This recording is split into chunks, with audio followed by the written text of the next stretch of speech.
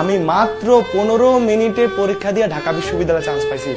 মাত্র 15 মিনিটে পরীক্ষা দিয়ে আমি ঢাকা বিশ্ববিদ্যালয়ে চান্স পাইছি। গল্পটা শোনো, তাইলে বুঝবা সহজভাবে জিনিস নিলে কত কঠিন হয়ে যায়, চান্সটাই আটকা যায়। তো 2018 সালের কোনো একটা সময় আমি গেছিলাম ঢাকা বিশ্ববিদ্যালয়ের খ ইউনিটের পরীক্ষা দিতে। যথারীতি গেলাম 2 ঘন্টা আগে ইডেন মহিলা কলেজের সামনে। তো আমার সকল পরীক্ষা হল মহিলা কলেজের পরে, কেন জানি আমি জানি না। গিয়া দেখলাম যে পোলাপান পড়াশোনা করতেছে, শীত নিয়ে আসছে, তো বাপ মা বাতাস করতেছে, খাওয়াই দিতেছে। তো এগুলো দেখে তো আমার মাথায় নষ্ট, পরীক্ষা দেওয়ার আগে আমার মাথা নষ্ট হয়ে গেছে। তো যেদিন আমি বি ইউনিটে পরীক্ষা দিতে গেছিলাম সেই ঘটনা বলতেছি। তো আমি ভাবলাম, হায় রে, ওরা তো পড়তেছে, আমি তো পড়তাছি না, আমি তো কিছু শীত মিট আনলাম না, আমার কি হবে? ভয়ে তো একদম কাঁচোমাচো করতেছে। তো একটু পরে ভাবলাম, নিজেকে সান্ত্বনা করলাম যে ওদের হয়তো পড়াশোনা কমপ্লিট হয় নাই, প্রস্তুতি কমপ্লিট হয় নাই, কিন্তু আমার কমপ্লিট হয়েছে, তাই আমার পড়া লাগবে না, কুল। অতটুকু মোটিভেশন নিয়ে কিন্তু পরে পরীক্ষা হলে ঢুকলাম। আস্তে আস্তে পরীক্ষা হলে ঢুকলাম, ঢুকার পর প্রশ্ন দিল। ভাই রে ভাই, প্রশ্ন দেখে আমার মনে হয়েছে আমি ঢাবিতে টপ 100 এর মধ্যে থাকবো। এই যে সিম্পলি নিছি, এইটা আমার শেষে কি ধরাটা দিছে, দেখো কি আমাকে ঝামেলাটা করছে। আমি গেছি পরীক্ষা প্রশ্ন দেখে আমার মনে হচ্ছে আমি 100 জনের মধ্যে থাকবো ঢাবিতে ইনশাল্লাহ।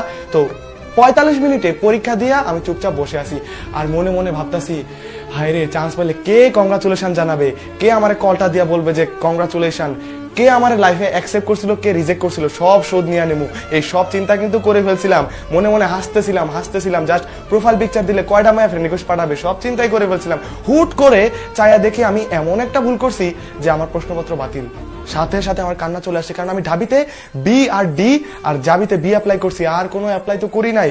আমি কি করবো? ঢাবিতে বি না হইলে তো আমি ডিতে হবেই না, কারণ ডিতে মাত্র মানবিকের জন্য 53টা সিট ছিল সেই সময়। তাহলে কি করব?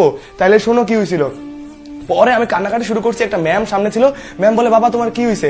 ম্যাম আমি তো এই ভুল করছি, আমার তো জীবন শেষ ম্যাম, আমি কি করবো? আমার টপ টপ করে কান্না চলে আসছে। সারা জীবনের স্বপ্ন, যতদিন থেকে প্রিপারেশন নিয়েছি স্বপ্ন, আমার মায়ের স্বপ্ন, বাবার স্বপ্ন, আমি একদিনে পরীক্ষা সব ধুলিসাৎ হয়ে যাবে।